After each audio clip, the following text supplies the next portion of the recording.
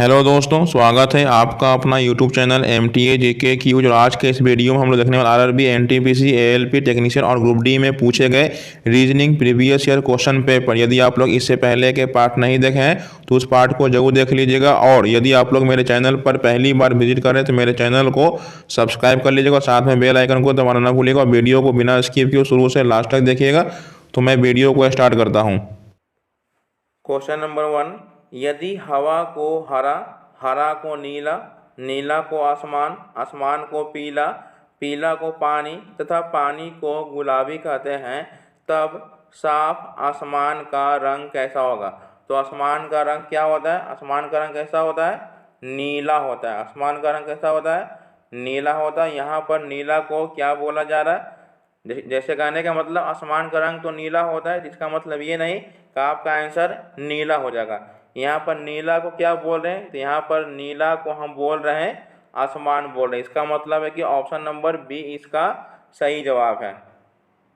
Next question number 2, एक निश्चित code भाषा में रोड को इतना लिखा जाता है तो इतना को उसी कोड भाषा में कैसे लिखा जाएगा?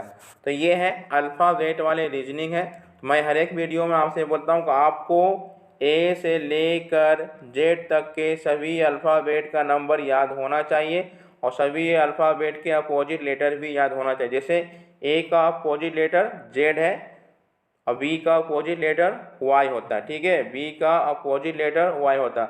अपोजिट लेटर जब जोड़ते हैं दोनों को तो उसका योगफल 27 होता है। जैसे बी का 2 होता है, वाई का 25 होता है, तो 25 और 2 कितना हो जाएगा? 27 हो जाएगा। उसी प्रकार से जेड का 26 होता है और ए का 1 होता है, जब दोनों को जोड़ेंगे तो 27 होगा। तो अपोजिट लेटर को जब जोड़ेंगे तो उसका योगफल कितना होना चाहिए? 27 होना चाहिए। अब यहाँ पर क्वेश्चन में क्या है? रोड है, ROAD, ठीक है। तो रोड का कोड दिया हुआ URDG। तो यहाँ अल्फ़ाबेट लिखने से आपको पता नहीं चलेगा, तो आपको क्या करना होगा? सबसे अच्छा है कि इसका नंबर लिख दीजिए। तो R का 18 होता है, O का 15 होता है, A का 1 होता है, D का 4 होता है, U का 21 होता है, R का 18 होता है, D का 4 होता है और G का 7 होता है। तब यहाँ देखिए 18 से ये 21 कैसे हुआ होगा? तो इसमें ये 3 ऐड किया होगा। 15 से कितना 18 हुआ? तो 15 3 18 हो जाएगा। उसी प्रकार से एक में ये 3 जोड़ेंगे तो 4 हो जाएगा और 4 3 7 हो जाएगा। यानी नंबर लिखने से आपको सभी पैटर्न मालूम हो गया है कि सभी में 3 ऐड करना है, ठीक है। मैं आपको इसलिए बोलता हूँ कि आपको ए से लेकर जेड तक के सभी अल्फ़ाबेट के नंबर मालूम होना चाहिए। तो यहाँ पर ही सभी अल्फ़ाबेट में 3 ऐड हो रहा है, तो उसी प्रकार से SWAN, ठीक है। तो एस का वैल्यू होता है 19, W का कोड होता है 23, A का 1 होता है और N का 14 होता है। सभी में क्या करना है? 3 ऐड करना है। सभी में 3 हमें ऐड करना है। तो ये 19 और 3 कितना होगा? 22 होगा और 22 का कोड होता है V। उसके बाद 23 और 3 26, 26 कोड होता है Z का, A का 3 4, 4 होता है D का, 14 3 17, 17 कोड होता है Q का। तो ऑप्शन देखिए VZD की ऑप्शन नंबर बी इसका सही जवाब है। नेक्स्ट क्वेश्चन नंबर 3, निम्नलिखित अवयवों में लुप्त संख्या ज्ञात करें। अब यहाँ पर ये है मिसिंग नंबर वाले हैं, लेकिन ये बॉक्स में है, तो इसमें आपको 3 कंडीशन मैक्सिमम मिलेगा। पहले तो आपको हॉरिजॉन्टल चेक करना है, या तो इधर से होगा या तो इधर से होगा, ठीक है। एक बार ऐसे चेक करेंगे और एक बार इस प्रकार से चेक करेंगे। उसके बाद ये हो गया, फिर ऊपर से नीचे की ओर चेक करते हैं और नीचे से ऊपर की ओर, यानी ये रो और कॉलम हो गया। और एक कंडीशन होता है कि ये वाले और ये वाले दोनों को जोड़ के इसके बीच में नंबर आते हैं, ठीक है। तो सबसे ज़्यादा मैक्सिमम चांस होता है कि नंबर जिधर ज़्यादा होता है उसी तरफ देखेंगे। तो ये ऊपर से नीचे की ओर आ रहा है तो नंबर कम है, जब बाएं से इधर दाएं की ओर जा रहे हैं तो यहाँ पर नंबर ज़्यादा की ओर है। इसका मतलब है कि हमें ये वाला रूल फॉलो करना है। तो हम क्या करते हैं, सबको जोड़ के देख लेते हैं। 9 4 13, 13 3 16, ठीक है। 25 और 5 30, 30 और 6 36, ठीक है। तो उसी प्रकार से 8 7 15। अब 15 में हम कितना जोड़ेंगे कि हमको 64 आएगा, तो हम 64 में से 15 पहले घटा लेते हैं। 14 में से 5 गया 9, अब 5 में से 1 जाएगा तो 4, यानी 49 जोड़ देंगे ना। 15 में 49 जोड़ेंगे तो हमें 64 मिल जाएगा, जो कि ऑप्शन नंबर डी इसका सही जवाब है। यदि आप लोगों को मेरा वीडियो अच्छा लग रहा है तो वीडियो को लाइक कीजिए, नए हैं तो चैनल को सब्सक्राइब कर लीजिए। नेक्स्ट क्वेश्चन नंबर 4, निम्नलिखित आव्यूह में लुप्त संख्या ज्ञात करें। सेम उसी प्रकार से क्वेश्चन है, आपको चेक करना है एक बार रो और एक बार कॉलम चेक करना है, ठीक है। तो जितना संख्या ज़्यादा होगा उसी की ओर चेक करना है। तो हम यहाँ पर चेक कर लेते हैं, ज़्यादा संख्या हमारा इधर की ओर है और इधर की ओर है, ठीक है। इसमें आपको ये चेक करना है, तो मैं उम्मीद करता हूँ आप लोग इसे बना लीजिएगा। तो ये मैं आप लोगों के लिए SW के रूप में दे रहा हूँ, तो आप लोग इसे खुद से सॉल्व कीजिए और अपना आंसर हमें कमेंट बॉक्स में ज़रूर लिखिएगा। नेक्स्ट क्वेश्चन नंबर 5, यदि एक पासे को 4 बार फेंका जाता है और प्रत्येक स्थिति में अलग संख्याएं दिखाई देती है, तो इस प्रकार पासे में 2 के विपरीत कौन सी संख्या होगी, ठीक है। तो आपको बताना है कि 2 के अपोजिट, जब आपको बहुत सारे पासे दिए रहते हैं तो आपको कुछ नहीं करना, पहले तो देखना कि आपको पूछ रहा है 2 के अपोजिट, तो देखना है आपको कि इसमें कौन कौन से पासे में 2 दिया हुआ है। 2 यहाँ पर भी है, 2 यहाँ पर भी है और 2 यहाँ पर भी है, ठीक है। तो आपको ऐसा देखना है जिसमें 2 दिया हुआ है, ठीक है। तो ये दोनों में पहले चेक करेंगे, ये दोनों में कौन सा नंबर कॉमन है। जैसे ये 2 और 4 कॉमन है, 2 और 4 कॉमन है। जब 2 नंबर कॉमन हो जाता है और जो नंबर बचेगा वो उसका अपोजिट हो जाएगा, इसका मतलब है कि 6 का अपोजिट कितना हो जाएगा, 3 हो जाएगा, ठीक है। उसके बाद इसमें देखेंगे इसमें कौन सा नंबर कॉमन है, ये दोनों बॉक्स में, तो ये 3 और 4 जो है इसमें कॉमन है, 3 और 4 कॉमन है। ये दोनों बॉक्स में 3 और 4 है, 3 और 4 कॉमन है, इसका मतलब है कि ये दोनों तो कैंसिल हो गया। 2 के अपोजिट कितना हो गया, 5 हो गया। इसका मतलब है कि हमको 2 का अपोजिट 5 हो गया, जो कि ऑप्शन नंबर सी इसका सही जवाब है। नेक्स्ट क्वेश्चन नंबर 6, एक पासे की सतह पर 1 2 3 4 5 और 6 लिखा जाता है। नीचे पासे की 4 स्थितियां दर्शाई गई है। इस पासे में 3 के विपरीत कौन सी संख्या आएगी। तो यहाँ पर आपको 3 के अपोजिट बताना है। ये पहले में 2 बॉक्स हैं, ठीक है। तो ये दोनों में कौन सा नंबर कॉमन है, तो ये दोनों में 3 और 2, 3 और 2 जो है नंबर कॉमन है। इसका मतलब जो नंबर बच गया वो कौन सा है, 1 और 4 है, यानी 1 का अपोजिट कितना हो गया, 4। हमें तो ये नहीं पूछ रहा है। अब यहाँ पर दूसरा बॉक्स देखेंगे, यहाँ पर ही इसमें कौन सा कॉमन है, इसमें कोई भी कॉमन नहीं है। अब यहाँ पर देखेंगे 2 4 है, ठीक है। इसमें 2 और 4 है, इसमें भी 2 और 4 है। ये वाले बॉक्स में 2 और 4 है, इसमें भी 2 और 4 है। तो ये दोनों तो कैंसिल हो जाएगा, बचा यहाँ पर 3। 3 का अपोजिट कितना है, 6 है। तो 3 का अपोजिट 6 हो जाएगा, हमको यही पूछना है, जो कि ऑप्शन नंबर सी इसका सही जवाब है। नेक्स्ट क्वेश्चन नंबर 7, एक कक्षा में लड़के एक पंक्ति में खड़े हैं। एक लड़का दोनों किनारों से 19वीं स्थिति में है, तो बताओ कक्षा में कुल कितने लड़के हैं, ठीक है। टोटल कितने यहाँ पर ही लड़के पूछ रहा है कि एक कक्षा में लड़के एक पंक्ति में खड़े हैं और एक लड़का है जो दोनों किनारों से 19वीं स्थिति में आता, मतलब कि कोई लड़का यहाँ पर ही खड़ा है, इधर से काउंटिंग कीजिएगा तो इसका स्थान 19 आ रहा है, इधर से काउंटिंग कीजिएगा तो इसका स्थान 19 ही आ रहा है, मतलब कि दोनों तरफ से काउंटिंग कीजिए तो इसका स्थान कितना आ रहा है, 19 आ रहा है। अब यहाँ पर ही दोनों तरफ से लाने का मतलब 19 हुआ, इसका मतलब 19 को 2 से हम गुना कर देंगे तो 19 दूनी 38 हो जाएगा। कितना हो जाएगा, 19 दूनी 38। तो पूछ रहा है टोटल इसमें कितने लड़के हैं, ठीक है। तो एक फार्मूला आपको मैं बता दे रहा हूँ, सिंपल फार्मूला से आप लिख लीजिए। टोटल बराबर फार्मूला होता है लेफ्ट प्लस राइट -1 होता है। तो दोनों तरफ से लेफ्ट से गिनेंगे तो भी 19 आ रहा है, इधर से भी गिनेंगे तो 19 आ रहा है और -1, तो 19 कितना हो जाएगा 38, और 38 में से 1 जाएगा तो कितना हो जाएगा 37, जो कि ऑप्शन नंबर बी इसका सही जवाब है। नेक्स्ट क्वेश्चन नंबर 8, मानिक की स्थिति 40 लड़कों की एक पंक्ति में दाईं ओर से 14वां है, तो उसकी बाईं ओर से स्थिति क्या होगा।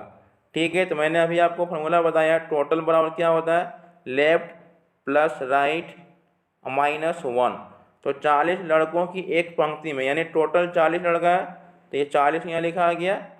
दाईं ओर से 14वां है, तो बाईं वाला पूछ रहा है, तो बाईं हमको नहीं पता है, लेकिन ये 14 दिया हुआ है -1, तो 14 में से 1 हटाएंगे तो 13 आ जाएगा, और ये 13 इधर हो जाएगा, तो 40 में से 13 हटा देंगे, तो 10 में से 3 गया 7, और 3 में से 1 जाएगा तो 2, यानी बाईं ओर से इसका स्थान 27 हो जाएगा। ऑप्शन नंबर बी इसका सही जवाब है।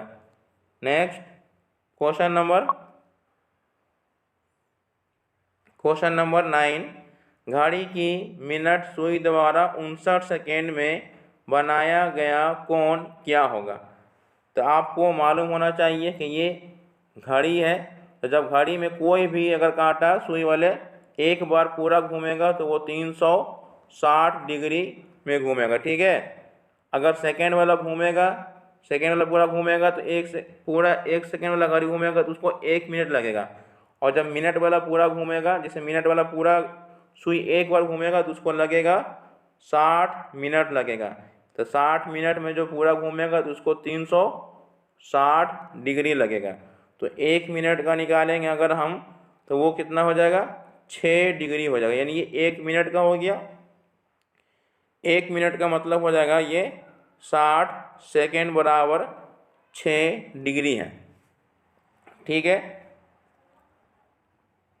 60 सेकेंड बराबर कितना है 6 डिग्री है। अगर हम 1 सेकेंड का निकालें तो 1 सेकेंड का 6/10 होगा। कितना का पूछ रहा है 59 सेकेंड का है, तो 59 में हम इससे गुना कर देते हैं, ठीक है। तो 6 से काटेंगे तो ये 10 बार में कटेगा, इसको डिवाइड देंगे तो ये 5.9 डिग्री आएगा, जो कि ऑप्शन नंबर सी इसका सही जवाब है। नेक्स्ट क्वेश्चन नंबर 10, घड़ी की मिनट वाली सुई द्वारा 15 सेकेंड में बनाया गया कोण क्या होगा। सेम उसी प्रकार से सेम वही क्वेश्चन है, ठीक है, सेम रिपीट क्वेश्चन है, बस डिजिट यहाँ पर चेंज है। तो मैंने अभी आपको क्या बताया था, सिंपल सा लास्ट वाला क्या था कि 60 सेकेंड में वो कितना होता है 6 डिग्री होता है। तो 1 सेकेंड का अगर निकाला जाए तो ये 1/10 हो जाता है। आप पूछ रहा है 15 सेकेंड का, कितना पूछ रहा है 15 सेकेंड का, तो इसमें भाग देंगे तो ये 1.5 डिग्री आ जाएगा, जो कि ऑप्शन नंबर बी इसका सही जवाब है।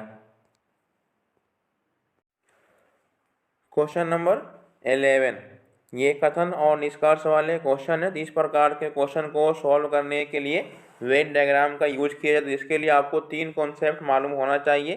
पहला कॉन्सेप्ट है सभी, पहला कॉन्सेप्ट क्या है सभी है। तो सभी वाले में डायग्राम किस प्रकार से बनेगा, एक छोटा सा सर्किल रहेगा जो बड़े सर्किल के अंदर आ जाएगा, तो ये हमारा सभी वाला हो जाएगा। अब आपको दूसरा बता रहा हूँ, दूसरा कॉन्सेप्ट है कुछ कुछ वाला में क्या होता है कि एक सर्किल दूसरे सर्किल को चैन की तरह आधा डिवाइड एक दूसरे को करते रहेगा, ठीक है। ये कुछ वाला हो गया। तीसरा कॉन्सेप्ट है कोई नहीं में कॉन्सेप्ट क्या है, इसमें कोई भी सर्किल एक दूसरे को टच नहीं करेगा, सभी सर्किल एक दूसरे से काफ़ी दूर रहेगा, तो ये हो गया कोई नहीं। तो मैंने आपको 3 कॉन्सेप्ट को बता दिया है। इस प्रकार से जब रहेगा तो ये सभी वाला हो जाएगा, और ये एक दूसरे को आधा डिवाइड करते रह जाएगा, तो ये कुछ वाला हो गया, और ये कोई नहीं। तो अब मैं क्वेश्चन की ओर बढ़ने वाला हूँ। पहला क्वेश्चन है सभी कार जीप है, सभी कार जीप है, तो सभी वाला हमारा फिगर इस प्रकार से बनता है। मैंने अभी आपको बताया है, अब इसमें आपका डाउट होगा कि इसमें छोटा कौन सा होगा, बड़ा कौन सा होगा। तो जिसमें सभी वर्ड लगा होगा वो छोटा हो जाएगा। तो सभी वर्ड कार के साथ लगा हुआ, इसका मतलब है कि कार छोटा हो जाएगा और जीप जो है वो बड़ा हो जाएगा। उसके बाद है सभी जीप बस है, इस बार जीप छोटा हो जाएगा और बस जो है वो बड़ा हो जाएगा। तो बस हमारा ये बड़ा हो जाएगा, ठीक है। उसके बाद है सभी बस ट्रक है। तो ये बस जो है भाई छोटा हो जाएगा और ट्रक हमारा बड़ा हो जाएगा। तो ये हमारा ट्रक हो जाएगा।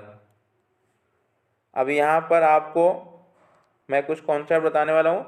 जब इस प्रकार का डायग्राम बनता है, जब ऊपर से नीचे की ओर आएंगे तो सभी वाला कंडीशन जो होता है वो सही हो जाता है, लेकिन जब नीचे से ऊपर की ओर जाएंगे तो कुछ कुछ वाला कंडीशन सही होता है, ठीक है।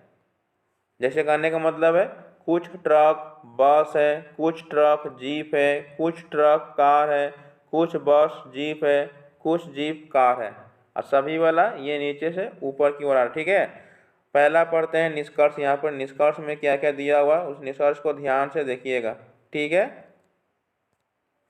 पहला निष्कर्ष है सभी ट्रक बस है।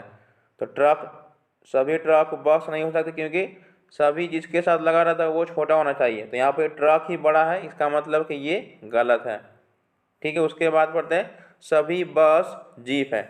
सभी बस जीप है, जिसके साथ सभी वर्ड लगा रहता है वो छोटा होता है और लास्ट वाला बड़ा होता है।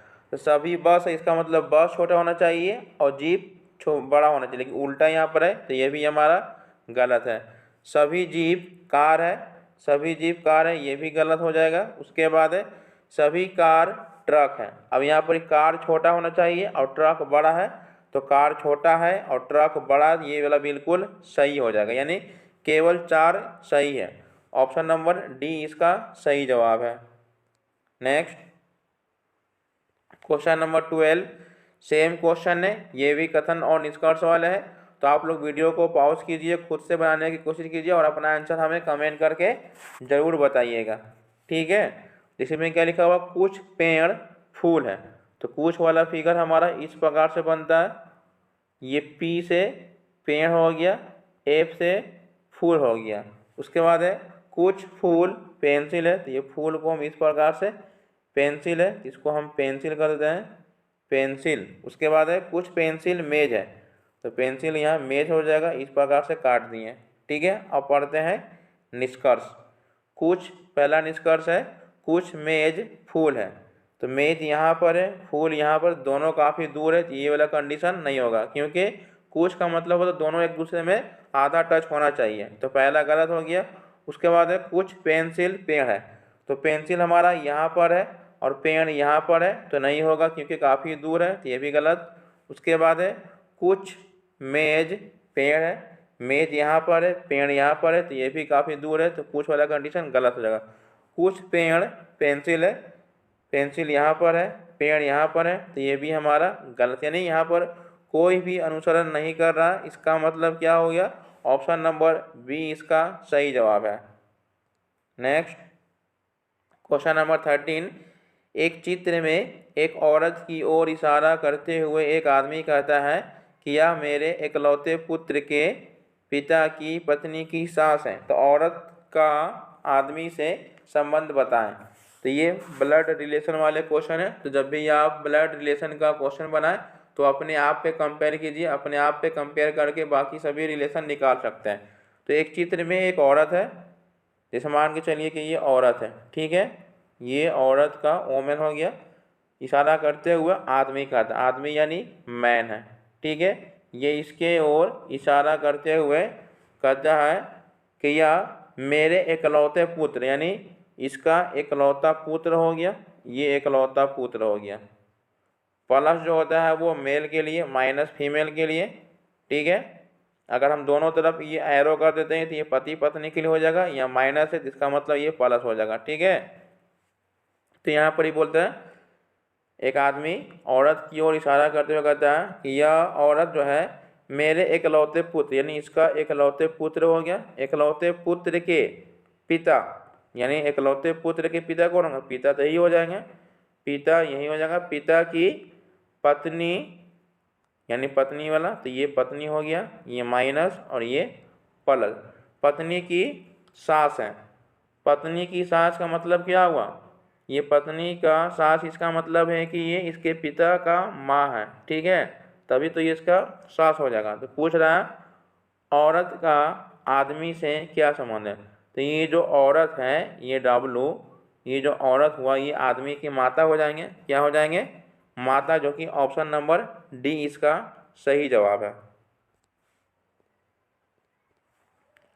नेक्स्ट क्वेश्चन नंबर 14, रीता की ओर इशारा करते हुए सुशांत ने कहा कि मैं इसकी माता के पुत्र का इकलौता पुत्र हूँ। रीता का सुशांत से संबंध बताओ। जब यहाँ पर बोलता है ना कि रीता का मतलब कि रीता कौन है, ये नहीं कि सुशांत कौन है, जिसके साथ का लगा रहता है उसी का संबंध बताना, मतलब रीता का मतलब रीता कौन है। तो यहाँ पर एक रीता है, रीता की ओर इशारा करते हुए सुशांत, यानी ये सुशांत है, सुशांत जो है वो रीता की ओर इशारा कर रहा है, इसकी ओर इशारा करते हुए कहता है, कौन बोल रहा है, रीता की ओर इशारा करते हुए सुशांत, ये सुशांत कहता है कि मैं इसकी माता यानी इसकी माता के पुत्र, माता के कोई पुत्र होगा, इसके माता का एक पुत्र हो जाएगा, माता के पुत्र का इकलौता पुत्र हूँ। यानी ये सुशांत बोला है कि रीता के कोई माता है, माता के इकलौता पुत्र है और उसके पुत्र का ये पुत्र सुशांत है। तो बताना है कि रीता का सुशांत से संबंध बताएं। तो कहने का मतलब रीता तो यहाँ पे लड़की है, तो ये दोनों भाई बहन है, ये इसके सुशांत के ये पिता हैं, सुशांत के पिता के बहन क्या कहलाएंगे, तो ये भतीजा हो जाएगा, क्या हो जाएगा, भतीजा, यानी नीस यानी भतीजा होता है, ऑप्शन नंबर बी इसका सही जवाब है।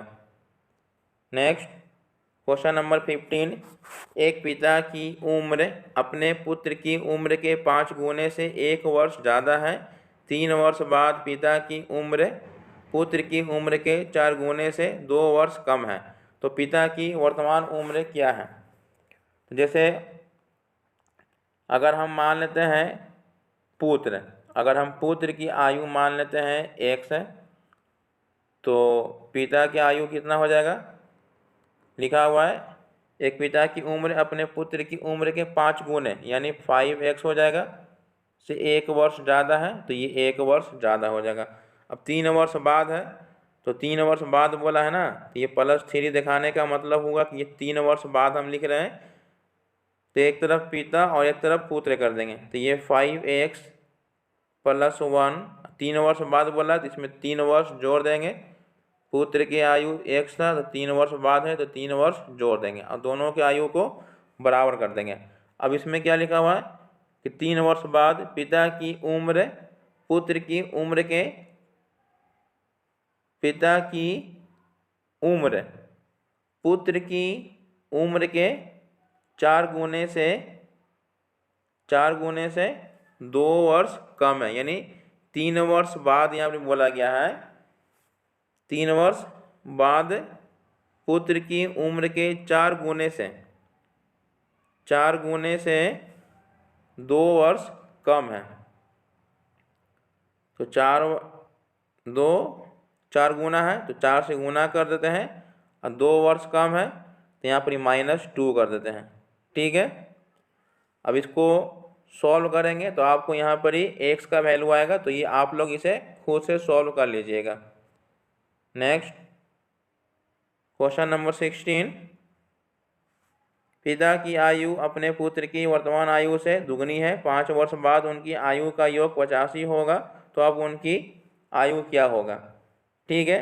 तो यहाँ पर एक फादर है, यहाँ पर एक पुत्र यानी सन, तो यहाँ पे बोला है कि पुत्र की वर्तमान आयु से दुगनी है, अगर ये 1 होगा तो ये 2 होगा, ठीक है।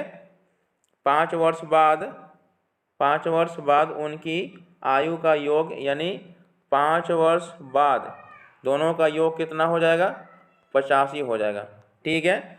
लेकिन ये जो दिया हुआ है ये हमारा कब का दिया हुआ रेशियो, ये दिया हुआ वर्तमान का, तो इसमें भी वर्तमान लाने के लिए 5 वर्ष माइनस करेंगे, तो 5 वर्ष पिता का माइनस करेंगे, 5 वर्ष पुत्र, यानी टोटल 10 वर्ष जो है इसमें से हम माइनस कर लेंगे तो कितना होगा, 75 हो जाएगा। अब ये वर्तमान आयु हो गया, मतलब वर्तमान आयु का योग हो गया, 2 1 3 जोड़ेंगे, 2 1 3 हो जाएगा, यानी 3 बराबर 75, तो 1 का निकालेंगे तो कितना हो जाएगा, 25 हो जाएगा। तो पूछ रहा है अब उनकी आयु क्या होगा, तो 1 बराबर 25 है, अगर ये 25 होगा तो ये कितना हो जाएगा, 50 हो जाएगा, जो कि ऑप्शन नंबर डी इसका सही जवाब है। नेक्स्ट क्वेश्चन नंबर 17, ये नंबर सीरीज वाले रीजनिंग है, इसमें आपको 2 15 41 80 दिया हुआ है, तो ये 2 से 15 हुआ, 15 से 41 हुआ, 41 से 80 हुआ, ठीक है। तो उसके बाद आपको बताना है कि यहाँ पर क्या आएगा। तो इस प्रकार के क्वेश्चन को पहले देखेंगे ये कितना बढ़ रहा है, तो ये 13 बढ़ा, फिर ये 11 में से 5 गया 6 हो जाएगा, 3 में से 1 गया 2 हुआ, मतलब कि 13 से फिर 26 हो गया।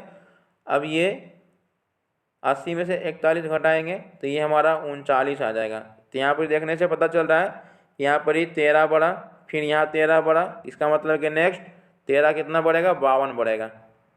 तो 80 में 52 जोड़ेंगे तो कितना हो जाएगा, 2 8 5 13, यानी 132 हो जाएगा, जो कि ऑप्शन नंबर सी इसका सही जवाब है। नेक्स्ट क्वेश्चन नंबर 18, इसमें भी नंबर सीरीज दिया हुआ है, आपको लुप्त संख्या बताना है, जिसमें आपको 109 दिया हुआ है, 109 के बाद 74 है, 74 के बाद 46 है, 46 के बाद 25 है, 25 के बाद 11 है, 11 के बाद आपको बताना है।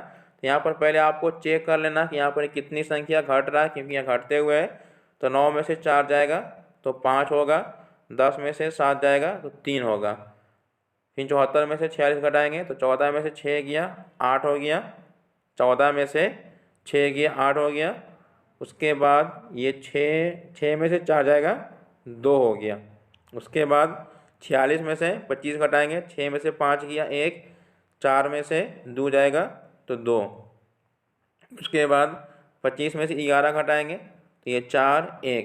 तो यहाँ पर हमें देखने से पता चल रहा है कि सभी में 7 घटा रहे हैं, ठीक है, सभी में 7, इसका मतलब कि नेक्स्ट हमें इसमें से 7 घटाना है, तो यहाँ पर 7 आ जाएगा। अब 11 में से 7 घटाएंगे तो हमें कितना बचेगा, 4, जो कि ऑप्शन नंबर डी इसका सही जवाब है। नेक्स्ट क्वेश्चन नंबर 19, एक पासे की 4 स्थितियों को दर्शाया गया है, तो इस पासे में 3 के विपरीत कौन सी संख्या आएगी। तो आपको 3 के अपोजिट बताना है कि 3 का अपोजिट क्या आएगा, ठीक है। तो आपको देखना है कि इसमें 3 कहाँ पर, सबसे पहले देखेंगे कि 3 हमारा इस बॉक्स में है, तो 3 को छोड़ के बाकी 2 नंबर इसमें कौन है, 5 और 6 है।